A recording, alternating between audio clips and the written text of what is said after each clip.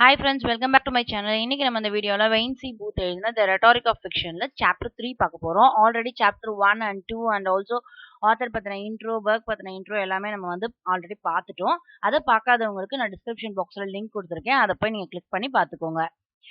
நம்ம லாஸ்டா போட்ட வீடியோவில் வந்து ஒரே ஒரு மிஸ்டேக் இருந்தது.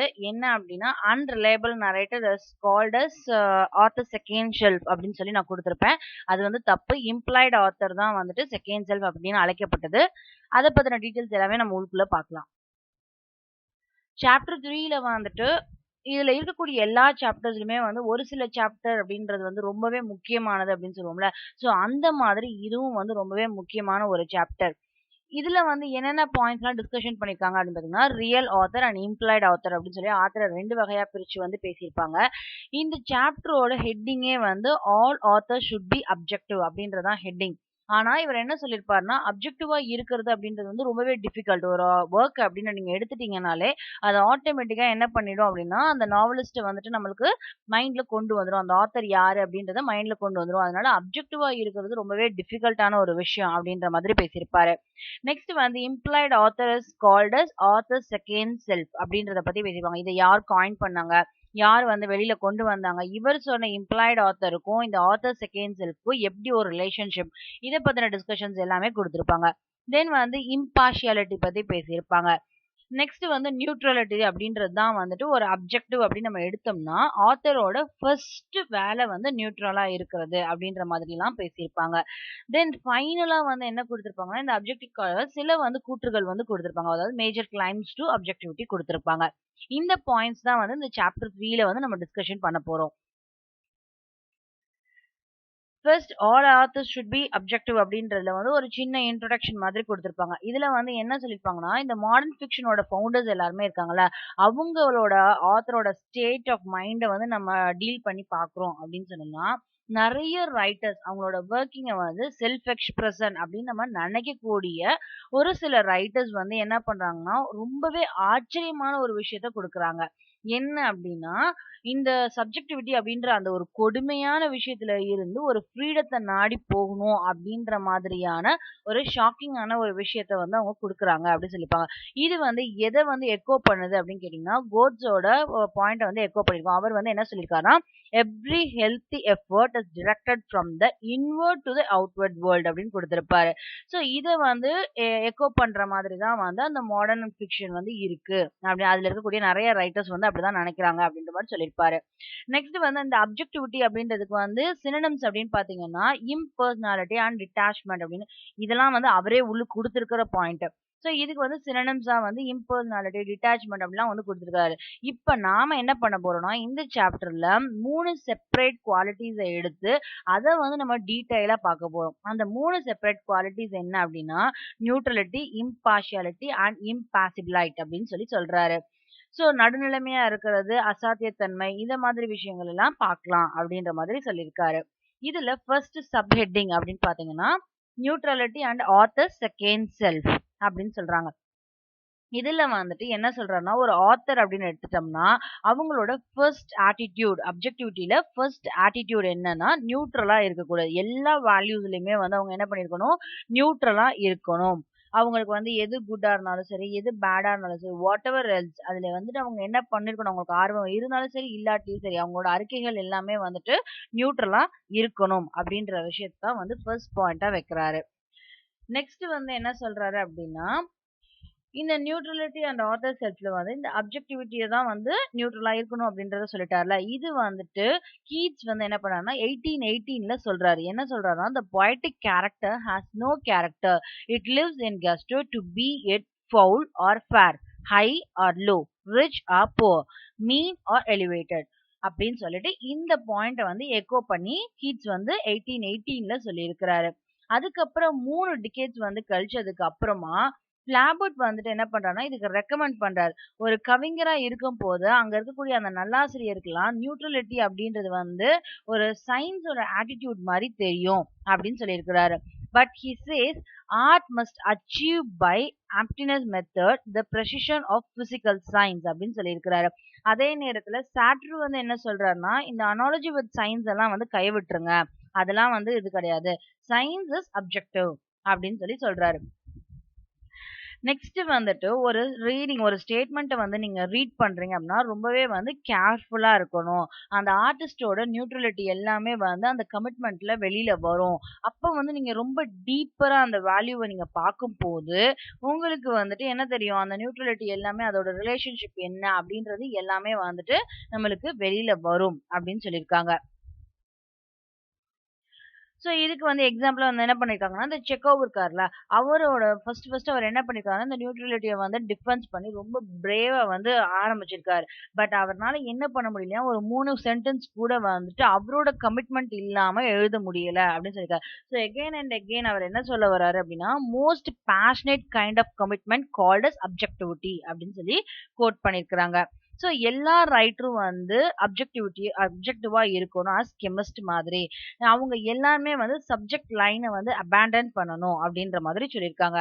இதை வந்து ஜெசமின் வெஸ்ட் அப்படின்றவர் என்ன சொல்லியிருக்காருன்னா, ஒரு ரைட்டிங் ஒரு ஸ்டோரியை நீங்க ரைட் பண்றது மூலமா அந்த நாவலிஸ்ட் என்னென்ன டிஸ்கவர் பண்றாரு அப்படின்னா, ஒரு ஸ்டோரியை மாத்திரம் வந்து அவர் டிஸ்கவர் பண்ணல.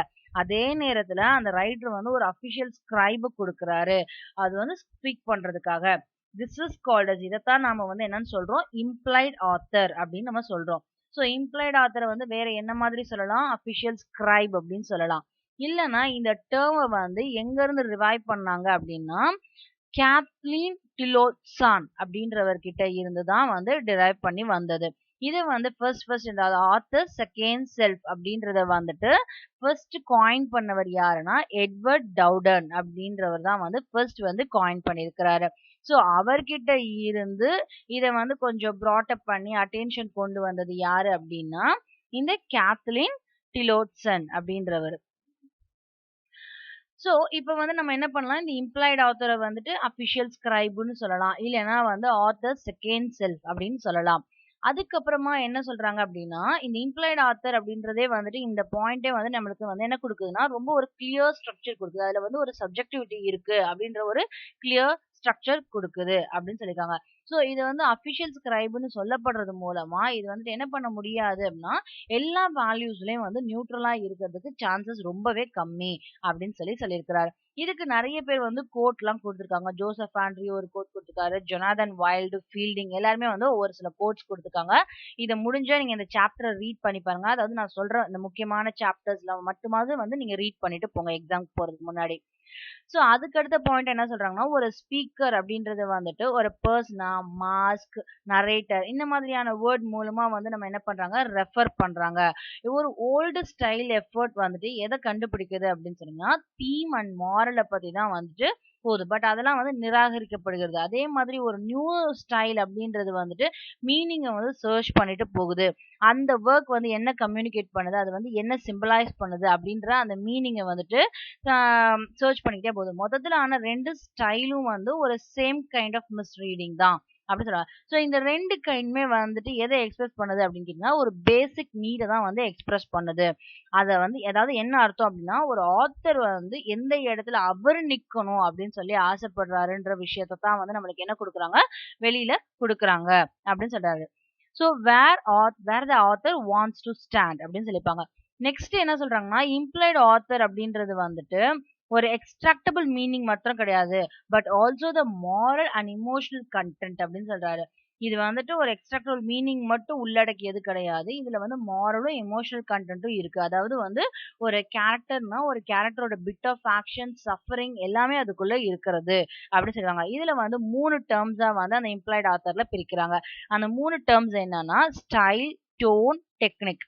இப்ப ஸ்டைல் அப்படின்றது வந்துட்டு ஒரு சென்ஸ் ஆஃப் ஆத்தரை வந்துட்டு எக்ஸ்க்ளூட் பண்றது இல்லாம, அதாவது எக்ஸ்க்ளூட்ஸ் அவர் sense of author skill in his choice of character, episode, scene, idea அப்படின்னு சொல்லியிருக்காங்க.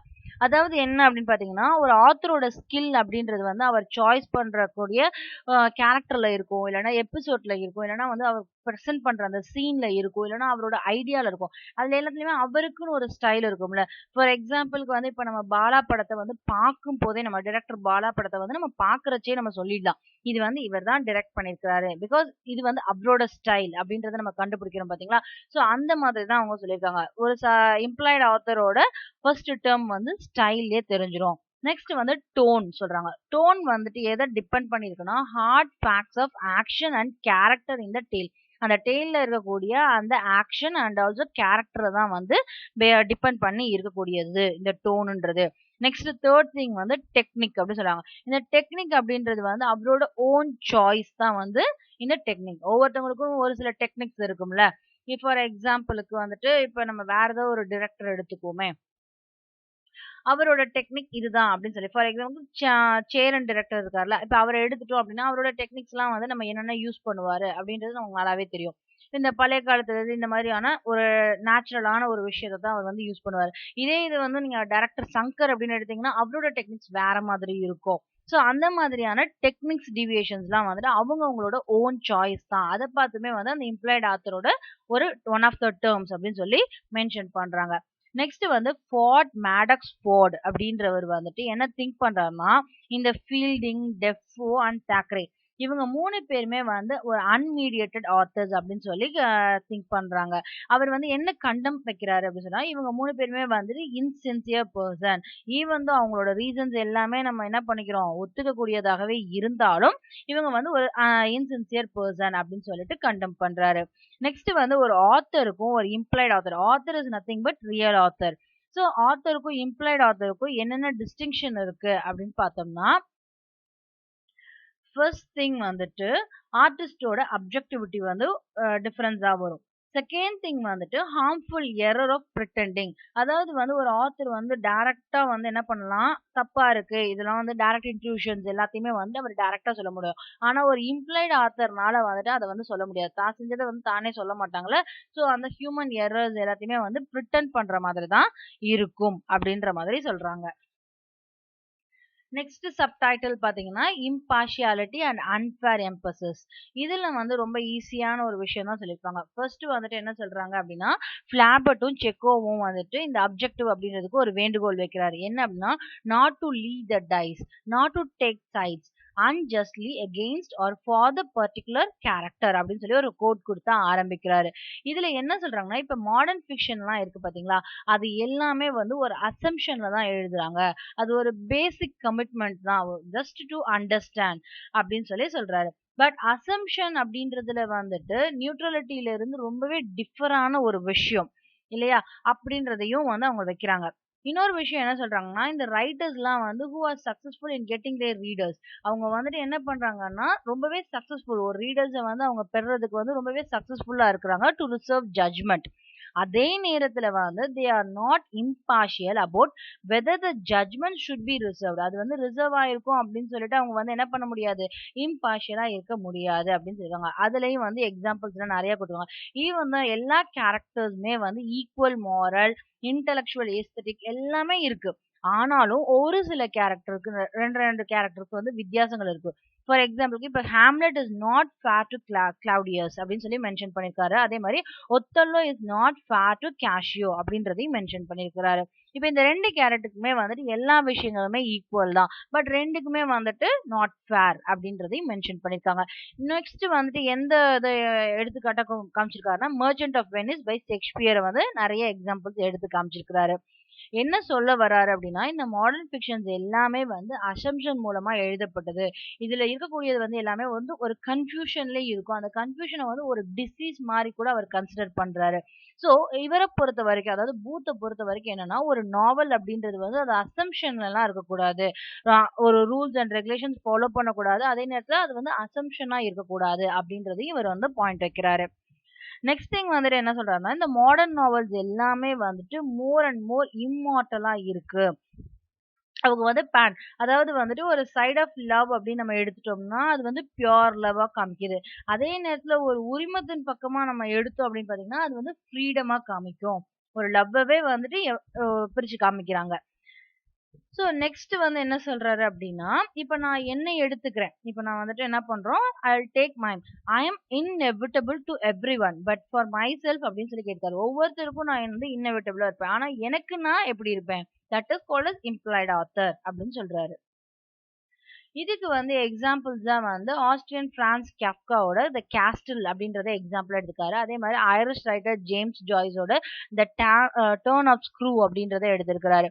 ஸோ இதுல எல்லாம் வந்துட்டு என்ன சொல்றாங்கன்னா, இந்த டெலிபரேட் கன்ஃபியூஷன் அப்படின்றது வந்து ஒரு மிகப்பெரிய டிசீஸ், ஒரு மாடர்ன் நாவல்ல வந்து ஒரு மிகப்பெரிய டிசீஸ் அப்படின்னு சொல்றாங்க. நெக்ஸ்ட் சப்டைட்டில் வந்து இம்பாசிபிளைட் அப்படின்றது. இதுல வந்துட்டு ஆத்தர்ஸோட அப்ஜெக்டிவிட்டியா லாஸ்டா வந்து ஃபிளாபர்ட் வந்து இம்பாசிபிளைட் அப்படின்னு சொல்லி கால் பண்றாரு. அதாவது அப்ஜெக்டிவிட்டியா வந்து ஃபிளாபர்ட் வந்து இம்பாசிபிளைட் அப்படின்னு சொல்லி கால் பண்றாரு. அப்படின்னா என்னன்னா அன்மூட் அண்ட் இம்பேஷன் ஃபீலிங்ஸ் அப்படின்னு சொல்றாங்க. இதுக்கு வந்து எக்ஸாம்பிளா எதை எடுக்கிறாங்கன்னா, அண்ட் ஆட்டோபயோகிராஃபி பை அந்தோனி ட்ரோலப் அப்படின்ற அந்த ஒர்க் தான் வந்துட்டு அண்ட் ஆட்டோபயோகிராஃபியை தான் எடுக்கிறாங்க. ஸோ இதுல வந்து சில கூற்றுகள்லாம் சொல்றாங்க. என்ன அப்படின்னு பாத்தீங்கன்னா, அப்ஜெக்டிவிட்டி அப்படின்றது வந்து ஹிஸ்டரியில வந்து ரொம்பவே முக்கியமானதா இருக்கலாம். ஆனா அதோட ஒரு டெவலப்மெண்ட், ஒரு ரைட்டரோட ஒரு டெவலப்மெண்ட் அப்படின்னு நம்ம பார்க்கும்போது அது வந்து டேஞ்சரா தான் இருக்கு. இது வந்து ரொம்ப கன்ஃபியூஷனா தான் இருக்கு. இது வந்து மிஸ்கைடட் கமிட்மெண்ட்டா தான் இருக்கு. பார்ஷியாலிட்டி ஆர் இமோஷனல் இன்வால்வ்மெண்ட்டா தான் இருக்கு. ஸோ நாம என்ன பண்ண முடியாது, ஒரு ஆத்தர்ஸோட objectivity with personality of technique இது ரெண்டையும் வந்து கனெக்ட் பண்றது அப்படின்றது வந்து நம்மளால வந்து என்ன பண்ண முடியாது, விவரிக்கவே முடியாத ஒரு விஷயம் அப்படின்னு சொல்லி சொல்றாரு. அப்படின்னா என்ன அர்த்தம், அப்ஜெக்டிவிட்டி அப்படின்றது வந்து ரொம்ப கஷ்டமான ஒரு விஷயம் அப்படின்றத அவர் மென்ஷன் பண்றாரு. நெக்ஸ்ட் வந்து சப்ஜெக்டிவிசம் அப்படின்றது வந்து என்கரேஜ்டு பை இம்பர்சனல் டெக்னிக்ஸ் அப்படின்றதான் நெக்ஸ்ட் சப்ஹெட்டிங்.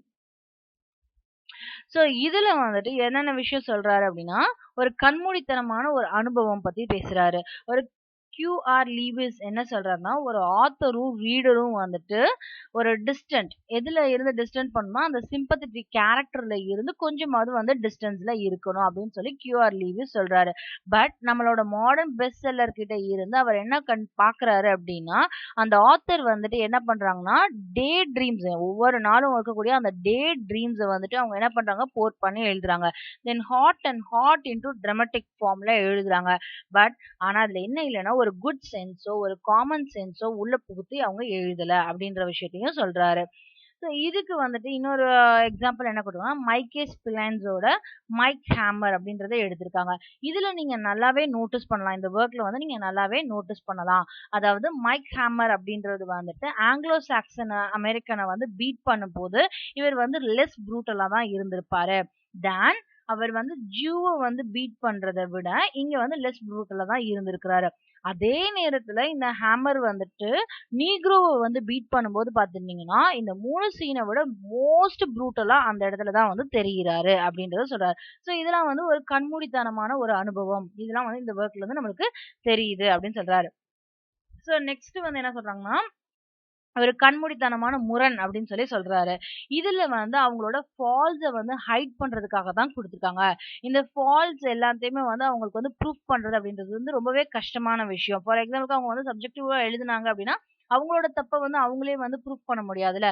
அப்ஜெக்டிவா எழுதினா மாத்திரம் தான் அதுல அந்த கேரக்டருக்குள்ள அவங்க மைண்ட்குள்ள புகுந்து அதை வந்து சொல்ல முடியும்.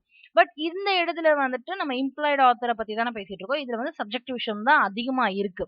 அப்ப வந்து அவங்க சப்ஜெக்டிவா எழுதுறச்ச அவங்களுக்கு வந்து அந்த ஃபால்ட் எல்லாத்தையுமே வந்து ப்ரூஃப் பண்றது அப்படின்றது ரொம்பவே ஒரு கஷ்டமான விஷயம். இதுக்கு வந்து எக்ஸாம்பிளா வந்து ஹென்ரி ஜேம்ஸ் வந்து பேசியிருக்கிறாரு. ஃபிளாபர்ட்டோட டூ ரெஃப்யூஜஸ் பத்தி பேசியிருக்காரு.